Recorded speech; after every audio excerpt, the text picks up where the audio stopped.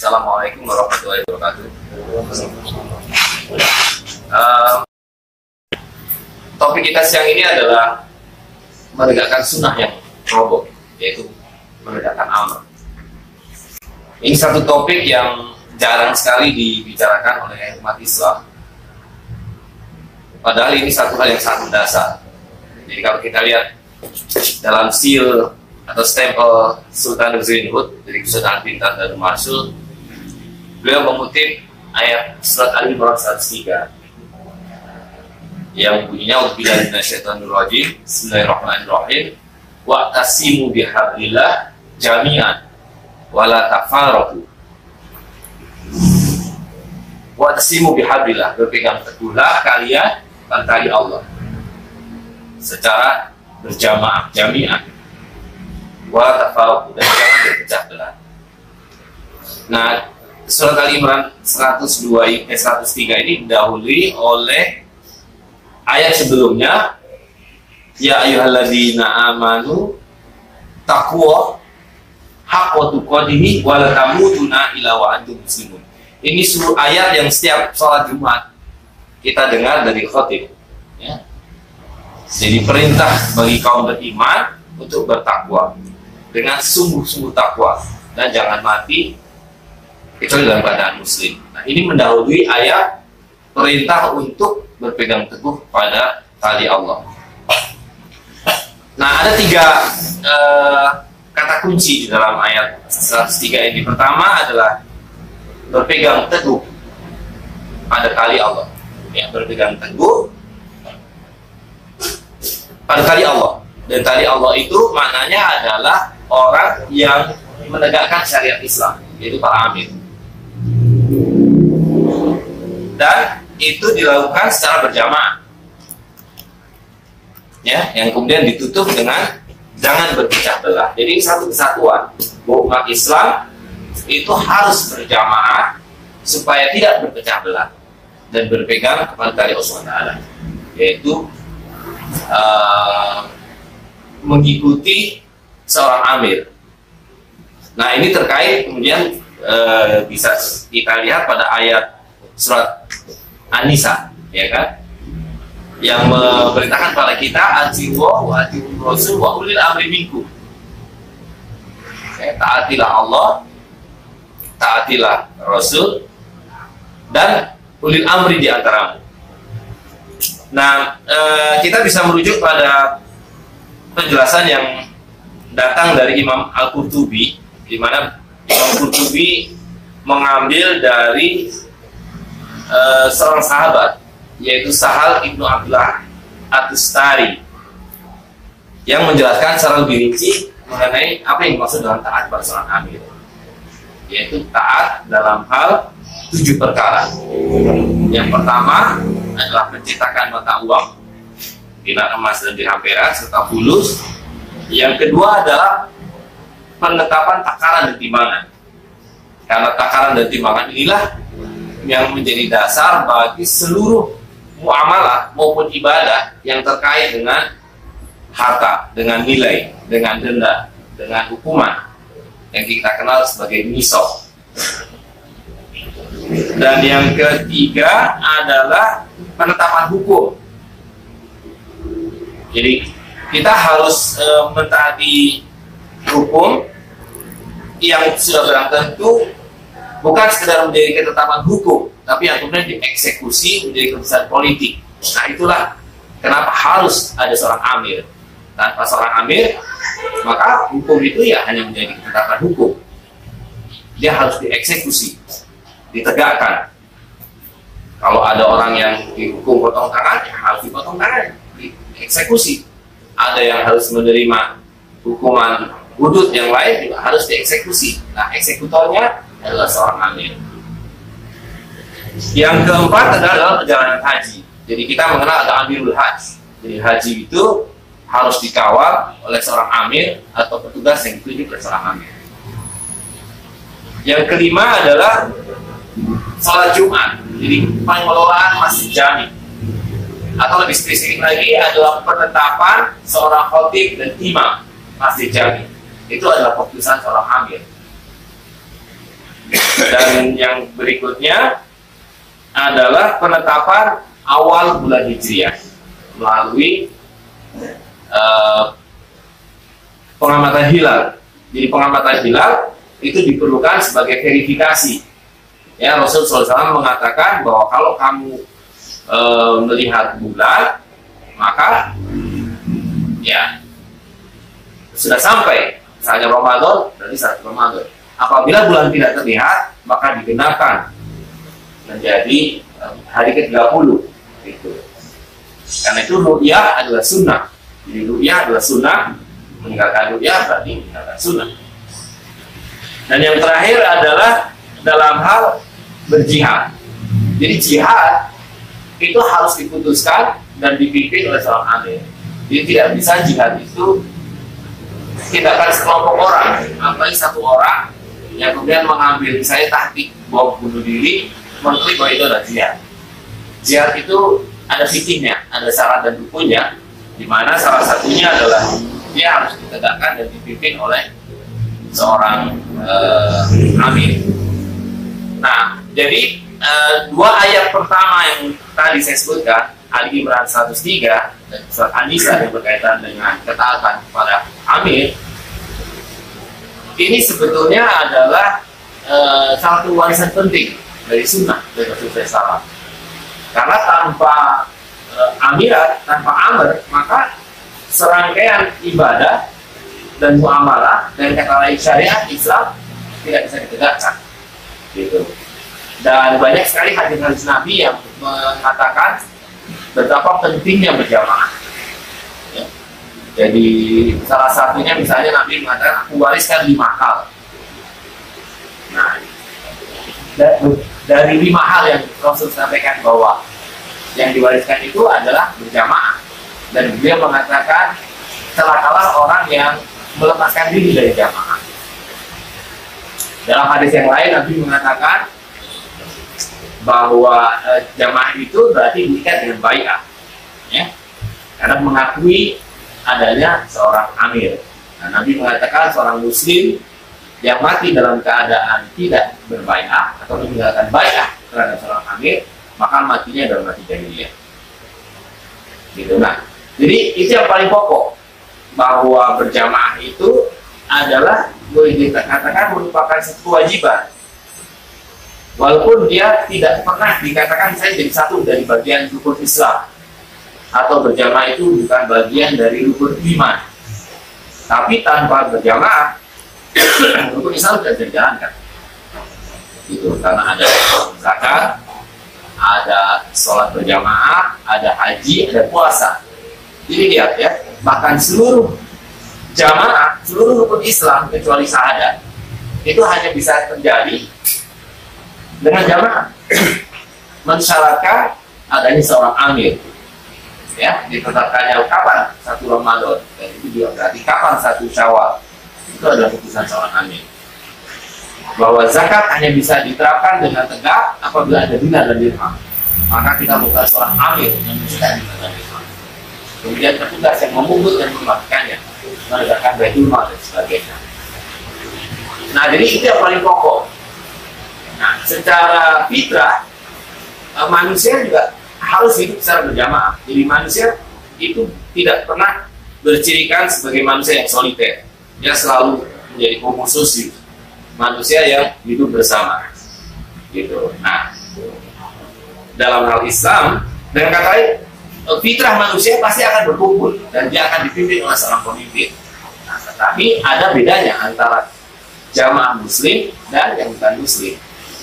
Jadi Ibnu Khaldun mengatakan bahwa kepemimpinan dalam jamaah Islam, jamaah muslim itu keniscayaan. Karena seorang amir ada penerus Rasulullah SAW, ada pengganti Nabi SAW dalam hal kepemimpinan jamaah muslim, dan itu berarti dalam hal penegakan syariat Islam. Sehingga kalau kita baca kitabnya Imam Al-Mawardi, Ahkam Sultaniyah, itu juga kalimat awalnya demikian. Dia mengatakan bahwa wajib hukumnya bagi muslimin berjamaah dibikin seorang amir, karena itu adalah bagian dari tugas dinul Islam. Dengan kata lain, tanpa berjamaah maka Islam tidak bisa dijalankan. Gitu. Nah, jadi itu dasar yang kedua. Di dasar yang pertama adalah sebetulnya secara fitrah, ya, walaupun kita bahas yang kedua. Tapi yang pertama tadi adalah bahwanya Allah SWT dan Rasul SAW telah menegaskan kepada kita bahwa kehidupan kaum muslimin itu harus berjamaah, ya, dengan perintah wa'tasimu bihablillah jami'an wa la tafarraqu, dan kemudian perintah untuk mentaati Allah SWT yaitu melalui ketaatan kepada Rasul SAW, dan kemudian ketaatan kepada ulil amri. Nah, sesudah yang pokok itu, maka selebihnya adalah soal teknis. Bagaimana kita memilih seorang pemimpin, seorang amir, kemudian bagaimana prosedur bai'ah. Nah, kalau kita lihat seluruh sejarah umat Islam sampai kemudian kita tercerai-berai, dan persis seperti yang dikasihkan oleh ayat Al-Quran tadi, bahwa umat Islam bercerai-berai karena berfirqah, iya kan? Nah, apa yang dimaksud dengan firqah? Ya, secara bahasa firqah itu artinya sekte, kelompok-kelompok. Dan Nabi mengindikasikan bahwa umat Islam akan terpecah ke dalam 72 firqah. Nah, tetapi bagi kita sesungguhnya tidak mungkin kita bisa mengidentifikasi 72 firqah yang salah. Nabi mengatakan akan ada 73, 72 itu salah dan hanya satu yang benar. Kalau kita mengklaim bahwa kita bisa mengidentifikasi 72 golongan yang menyimpang, maka berarti kita kan mengklaim benar sendiri, dan saya kira itu tidak mungkin. Yang paling kita bisa lakukan adalah indikasi siapa yang benar. Nah, Rasul mengatakan satu golongan yang benar adalah golongan yang mengikuti sunnahku dan sunnah khulafaur rasyidin. Nah, ini kita bisa memahami bahwa itu maknanya adalah 3 generasi pertama yang sudah diindikasikan juga oleh Allah SWT sebagai generasi yang ridho dan diridhoi oleh Allah SWT. Kita mengenalnya sebagai salafus salih, yang kemudian kita kenali tradisi yang dipegang oleh salafus salih adalah apa yang dikenal sebagai amal-amal Madinah. Jadi sebagainya Syekh Bukhari mengajarkan kepada kita bahwa di dalam masa di mana hari ini sudah begitu jauh kita dari Islam, ya, seperti pepatah Melayu, kalau tersesat di ujung jalan, maka kita kembali ke pangkal jalan. Itu amal Madinah. Nah, sesudah itu sekali lagi bahwa ini soal teknis, bagaimana bai'ah dilakukan. Nah, yang pertama kita harus memahami dulu apa itu bai'ah, ya kan? Jadi kunci dari jamaah dalam Islam adalah bai'ah.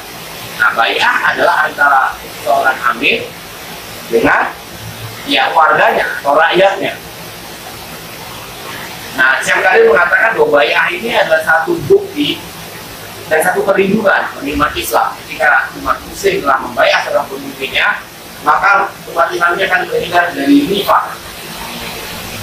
Karena bai'ah adalah perjanjian setia.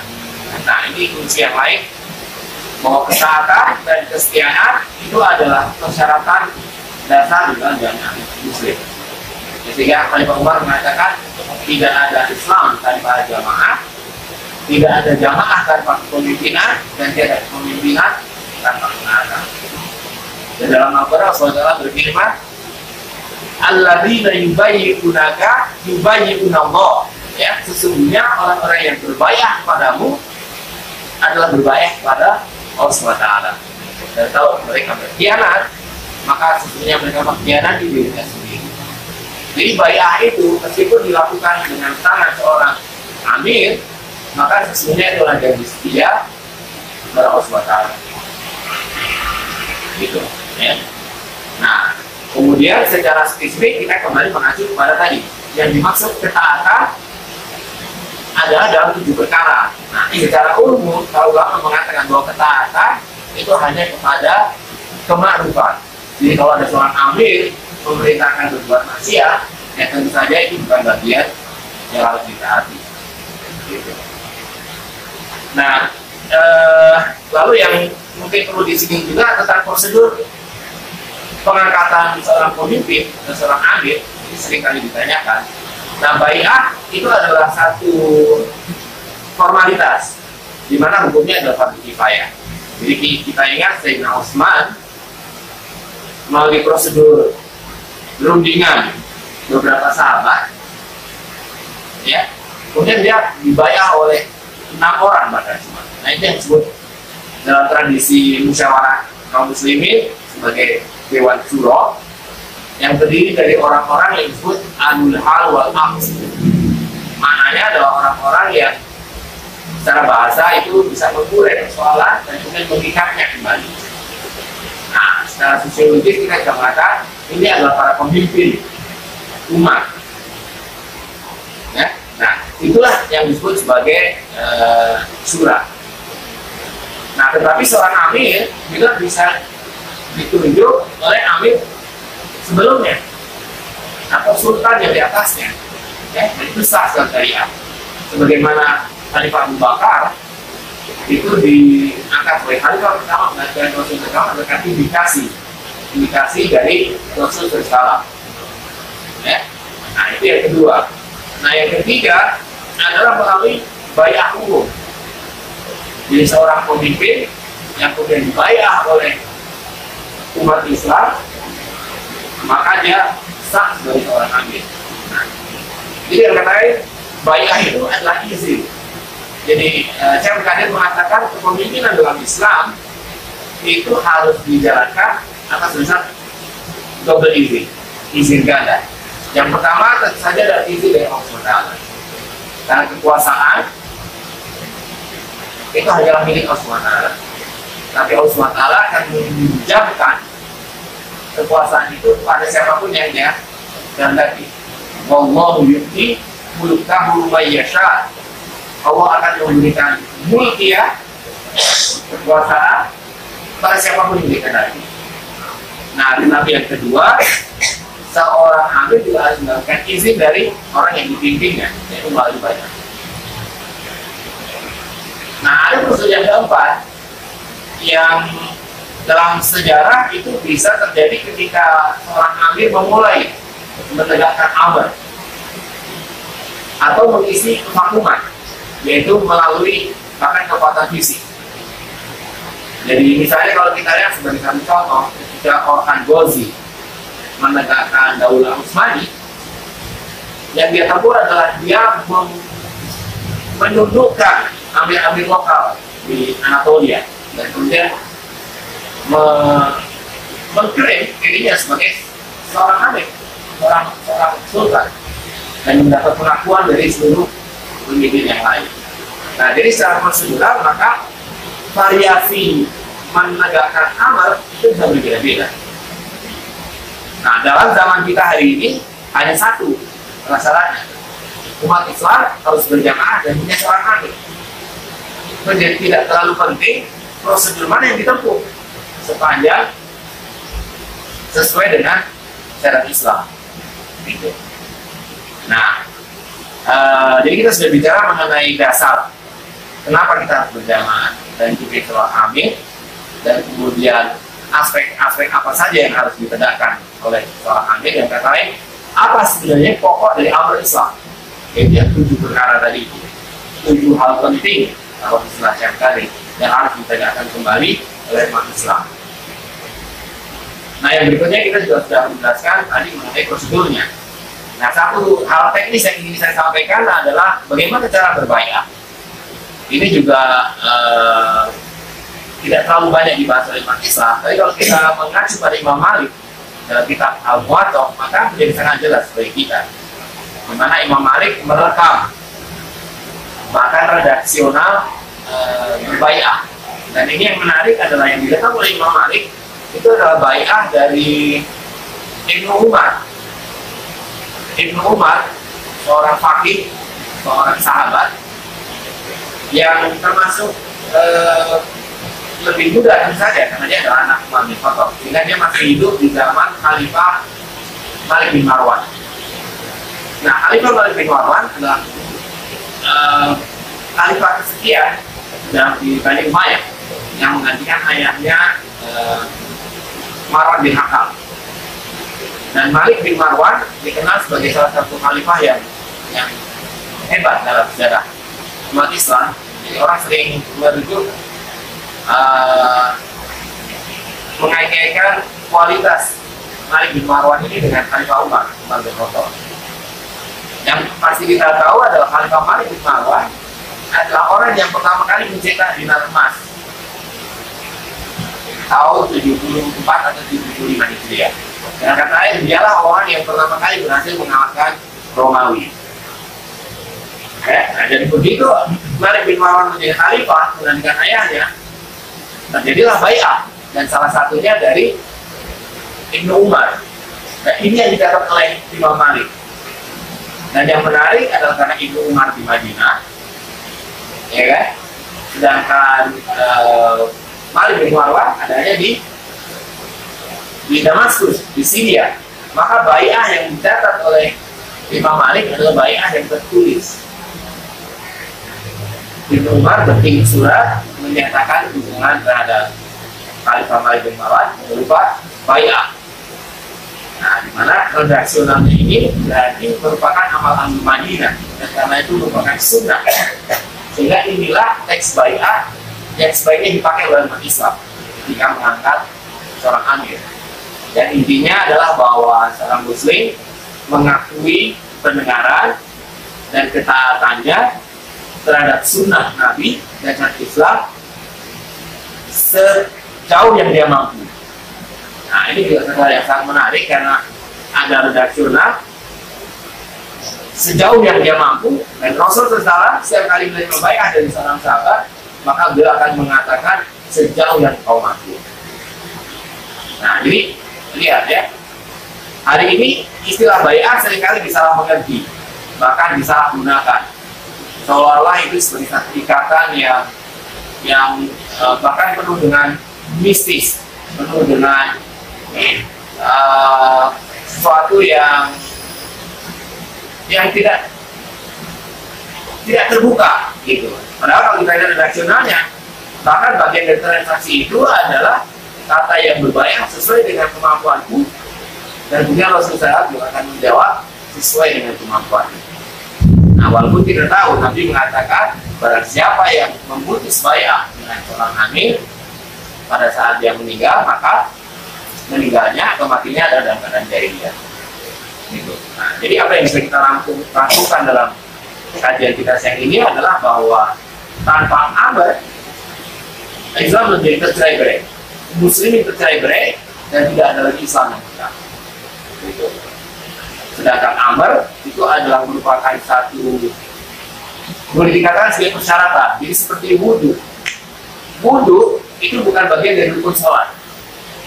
Tapi kalau sholat tanpa wudhu, maka dia tidak sah. Nah, demikian juga berjamaah secara terpimpin. Ya, tidak ada rukun yang dilanggar dari kehidupan sehari-hari tanpa jamaah. Tetapi banyak sekali bagian-bagian dari ibadah maupun muamalah dengan katakan seluruh kehidupan muslimin tidak bisa dijalankan kecuali kita berjamaah dan dipimpin oleh seorang amir. Nah, soal penamaan itu tidak terlalu penting. Kita menyebutkannya sebagai kesultanankah, menyebutnya sebagai kemangkunegeriankah, sebagai padepokan, sebagai amirat, sebagai apapun unit jamaah itu, maka itu tidak menjadi penting. Yang paling pokok adalah bahwa setiap muslim harus berjamaah, terikat dengan bai'ah dengan seorang amir, dan bersama-sama menegakkan syariat Islam. Nah, tentu secara operasional seorang amir harus mempunyai mufti, harus mempunyai qadi, harus mempunyai khatib, harus mempunyai amir-amir lokal dan sebagainya. Gitu. Tapi poinnya adalah bahwa kaum muslimin tidak akan bisa menjalankan Islam secara kafah. Nah, itu juga satu ayat yang terkait yang sangat penting. Ketika Allah SWT berfirman, "Khulu fis-silmi kafah." Masuklah kamu ke dalam Islam secara total. Maka bagian dari totalitas itu adalah hidup berjamaah. Jadi kafah maknanya hidup sebagai muslim di bawah otoritas yang menegakkan syariat Islam, yang menjaga ibadah dan muamalah secara bersama-sama. Saya kira demikian. Assalamualaikum warahmatullahi wabarakatuh.